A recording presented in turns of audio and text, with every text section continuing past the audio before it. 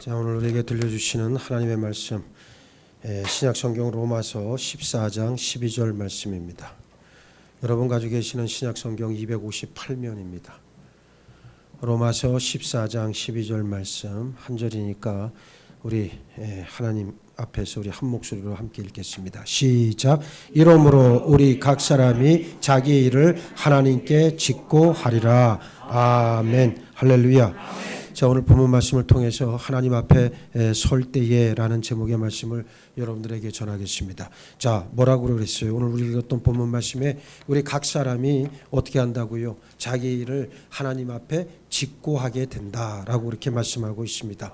이 말씀은 반드시 응해지는 그리고 이루어지는 하나님의 말씀입니다. 그래서 누구나 육신의 삶을 정리하고 나면 반드시 우리는 하나님 앞에 섭니다.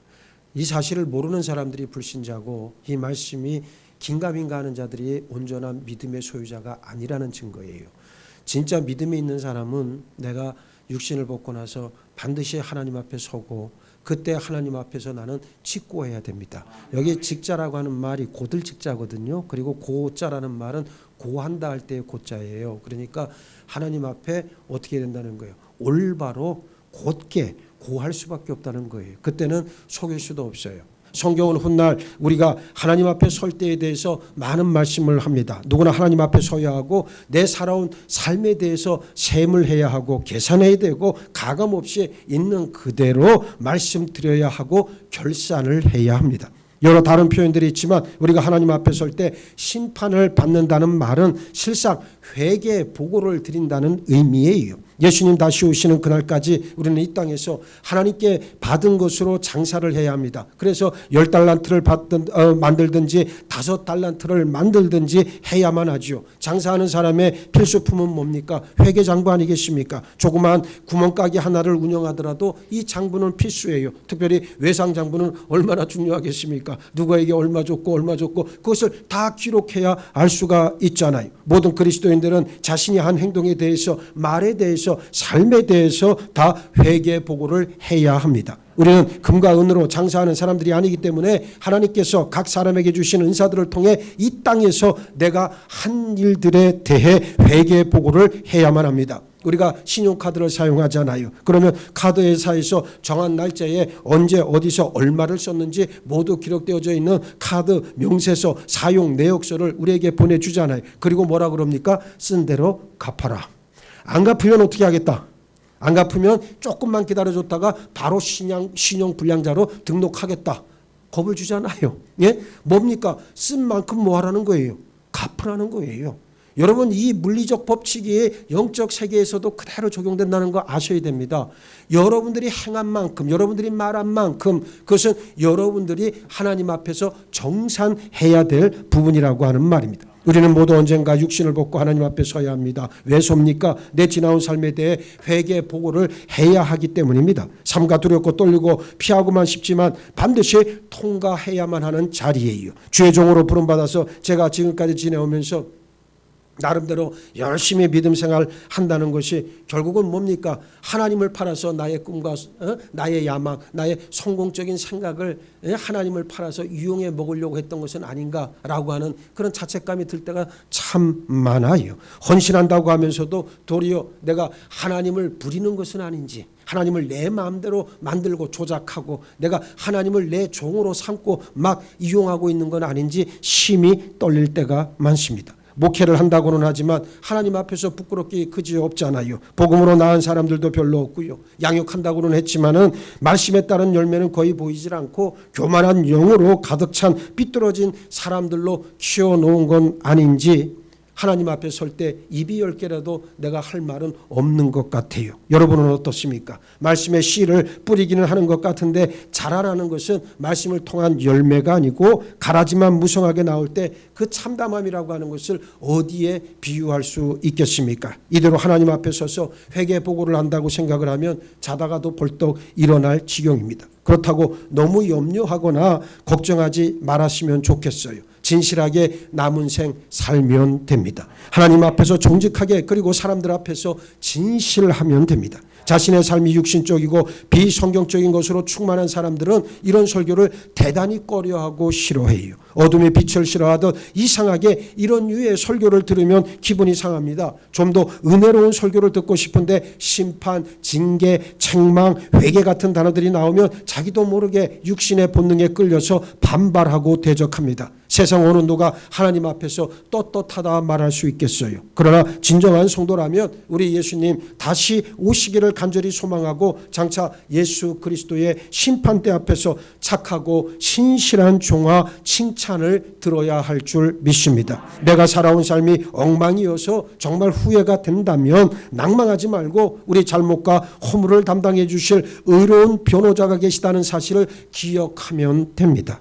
빌레몬서 1장 18절에서 그가 만일 내게 불의를 하였거나 내게 빚진 것이 있으면 그것을 내 앞으로 계산하라 그랬습니다. 우리가 밥을 먹으러 가면 그러지 않아요?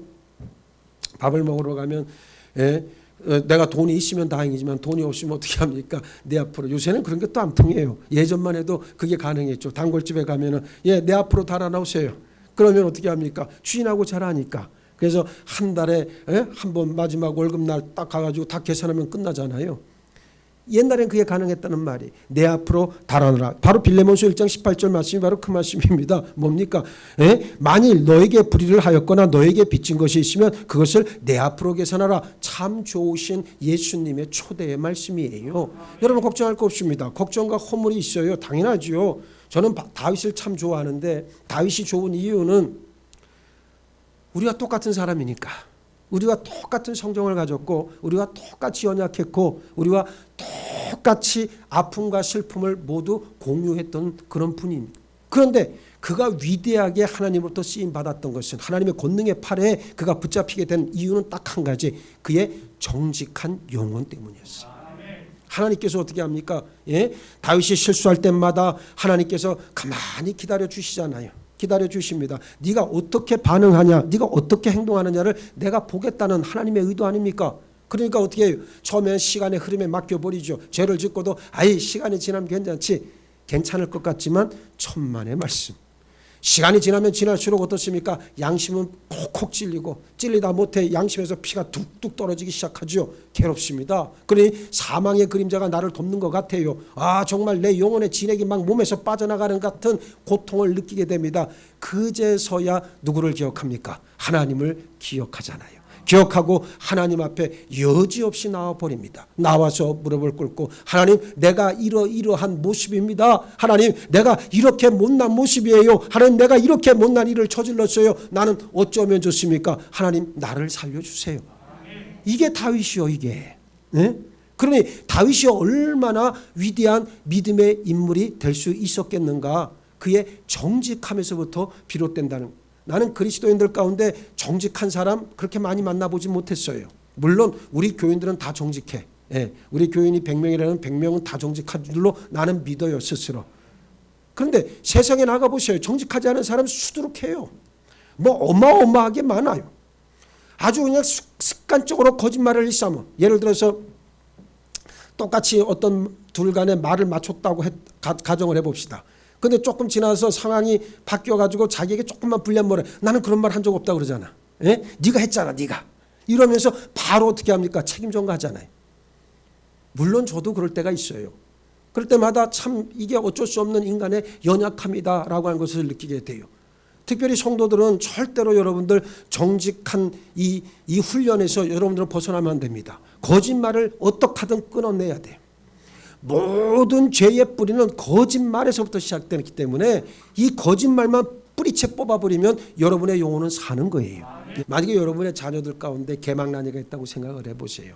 그러면 그 개망난이가 얼마나 많은 사고를 치겠어요. 그럼 뒷수습은 다 누가 합니까? 부모가 해야 되잖아요. 그렇죠? 마찬가지예요. 우리가 개망난이요. 하나님 앞에서는 개망난이요. 그런데 하나님께서 다 어떻게 뒷수습을 알아서 해주신다는 거예요. 단지 내가 개망난이라는 것만 알면 돼. 그러면 사실 개망난의 짓을 안 하겠지. 근데 그걸 모르니까 그러고 다니는 거 아니겠어요. 그런데요, 사실은 알아요. 자기가 개망난이고 내가 못났고 내가 죄인이라는 것을 다 안단 말이에요.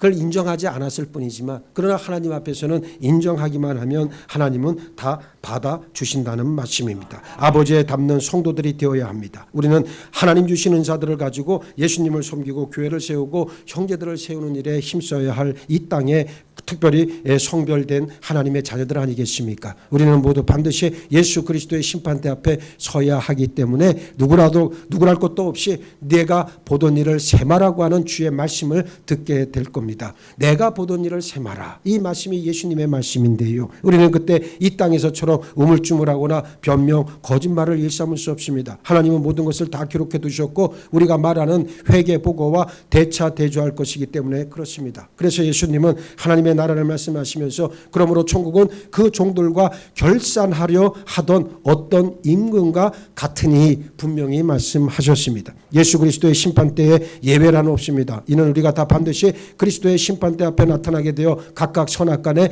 그 몸으로 행한 것을 따라 받으려 함이라 고린도후서 5장 10절도 말씀하고 있습니다. 여기서 반드시란 말에 주목해야 합니다. 우리 모두 반드시 예수 그리스도 심판대 앞에 섭니다. 심판대 앞에 선 우리 자신의 모습을 생각해 보시기 바랍니다. 곧 받게 될 면류관을 기다리는 시상식이 있을 수 있고 그렇잖아요. 시상식이 기다리고 있는 사람이 있는가 하면 아니면 하나님께로부터 불호령을 맞을 사람들도 있다는 사실이죠. 그 중간은 없어요. 중간에서 어떻게 뭐 천국과 지옥의 중간에서 다리를 걸칠 수 있는 것은 아무도 없다라는 것을 우리들이 알고 있어야 됩니다. 그래서 성도는 농담 중에서도 허탄한 말, 추잡한 말, 그리고 유머라고 하는 이름으로 해서는 안 될 말들을 마땅히 하지 말아야 된다는 말이.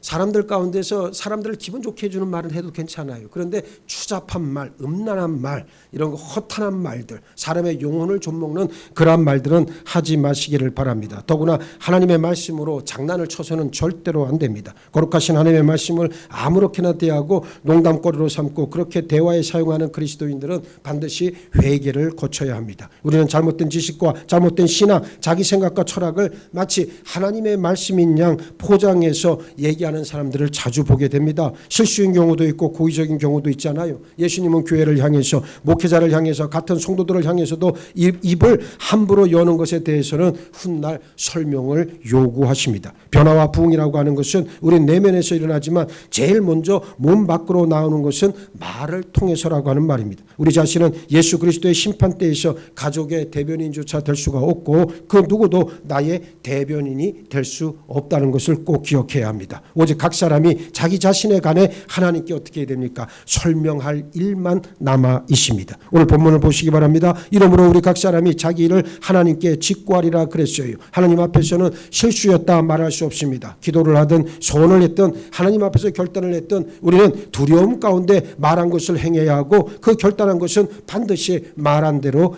행해야 합니다. 입으로 말한 것들을 할 수 있도록 하나님 앞에 기도하고 그리고 이루어 주시도록 간구해야 할 줄 믿습니다. 내 입으로 내 육체가 범죄하게 하지 말라. 천사 앞에서 내가 서운한 것이 실수라고 말하지 말라. 어찌 하나님께서 내 목소리로 말미암아 진노하사 내 손으로 한 것을 멸하시게 하랴. 전도서 5장 6절이 말씀하고 있습니다. 성도는 자신이 한 말에 대해 하나님 앞에서 그리고 사람들 앞에서 증거를 삼아야 합니다. 하나님은 당신이 창조하신 이 세상 가운데 우리 모든 것을 기록하시고 선악간에 심판하십니다. 하나님은 모든 행위와 모든 은밀한 일을 선악간에 심판하시리라 성경은 말씀하고 있잖아요. 불신자들 역시 회개보고를 합니다. 그들이 산자와 죽은 자를 심판하기로 예비하신 이에게 사실대로 고하리라. 베드로전서 4장 5절이 확실하게 말씀하고 있습니다. 주어진 삶은 죽음으로 끝나는 게 전부가 아니라 그 후엔 심판이 기다리고 있습니다. 목자들은 누구나 양들이 훗날 하나님 앞에서 직구하게 될 때 풍성히 채울 수 있도록 하는데 관심을 가집니다. 그래서 영혼에 관심이 많아요. 그 영혼의 상태가 어떤가? 제가 어떤 그 목사님하고 이야기를 하는데 그런 말을 저한테 해요. 자기는 목회하면서 제일 어려운 게 이 성도들과의 그 관계, 그게 제일 어렵다고 그래요. 사실 맞는 말이죠. 성도들에게 제일 어려운데 자기가 제일 힘든 거는 그 중에서도 특별히 성도들의 영적 상태를 자기는 참 가늠하기가 어렵다 그래요.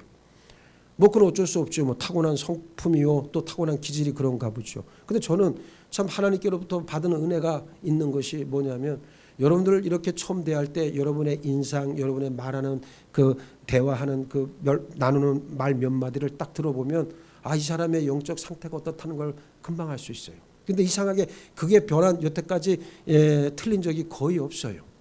그러니까 내가 입을 열면 큰일 난다는 말이 그런 말이요. 내가 다 얘기하면 아마 책으로 몇 권을 내가 쓸 수 있을 거예요. 근데 그걸 함부로 내가 누설할 수는 없잖아요. 나만이 알고 있는 비밀 가운데 하나죠. 영적 비밀 가운데 하나인데, 내가 여러분들에게 당부드리고 싶은 것은 참된 목자는 성도들, 맡겨진 양떼들의 영혼에 관심이 지극히 많아요. 그래서 여러분들에게 영혼이 잘 되기를 자꾸만 강조하다 보니까 말씀, 진리 뭐 이런 것들을 자꾸만 여러분들에게 이야기하는 거예요. 이것을 여러분들이 잘 알아들어야 됩니다. 그래서 기회가 영원히 있는 게 아니에요. 여러분들이 나를 만났다라고 하는 것은, 부족한 종을 만났다라고 하는 것은 나를 통해서 하나님께서 여러분들에게 누릴 수 있는 것이 무엇인가 있다는 사인이고, 그리고 그 주의 종의 입에서 나오는 것들을 온전히 받아 누릴 수 있어야 된다는 사실을 꼭 기억하시길 바라겠습니다. 그래서 목자는 양들이 성장하기를 원하고요, 부모가 자녀에게 갖는 관심과 같습니다. 목자들이 바라는 것은 한 가지입니다. 내가 선물을 구함이 아니요 오직 너에게 유익하도록 풍성한 열매를 구함이라. 빌립보서 4장 17절은 말씀합니다. 이제 제가 열매 타령하는 이유를 알겠죠. 예? 빌립보서 4장 17절에 바로 이 말씀 때문에 그런 거예요. 내가 선물을 구하는 게 아니요, 여러분들에게 선물을 구하는 게 아니요, 나는 목사가 되기 싫어요. 예? 여러분들하고 가서 맨날 먹고 마시고 그런 일만 하는 걸 난 원하지 않아요. 예? 또 이렇게 얘기하면 이제 아무도 나하고 가서 밥 먹자 소리도 안 한다. 이제 그걸 원하진 않아요. 내가 정말로 원하는 것은 제 1순위고, 그리고 마지막 바램도 마찬가지. 딱 한 가지, 여러분들의 믿음에 합당한 열매를 맺어라. 나 또한 맺을 테니 여러분들도 맺어라. 그게 주의 종의 기쁨이요 하나님의 기쁨이 된다는 것을 우리는 잊지 말아야 합니다. 열매를 맺지 못한다면 이 얼마나 답답하고 정말 가슴 아픈 일이, 평생이래 봐야 뭐 얼마 되지도 않지만 100년도 안 되잖아요. 우리 살아가는 게 100년도 안 되는 인생을 살다 가면서도 아무런 열매도 못 남긴다면 그거 어떻게 하겠습니까? 우리의 열매라고 하는 것은 영적인 열매예요. 어떤 사람은 헌신이라고 하는 열매를 남기고요, 어떤 사람은 순종이라고 하는 열매를 남기고요, 어떠한 사람은 말씀이라고 하는 열매를 남기잖아요. 그런데 여러분들은 뭘 남기겠어요? 뭐 돈이 많아서 돈을 물려주겠습니까? 아무리 돈 많이 벌어봐야 여러분 간 속에 다 짊어지고 가지도 못해. 세상의 권력도요 간 속에 같이 짊어지고 갈 수도 없어요.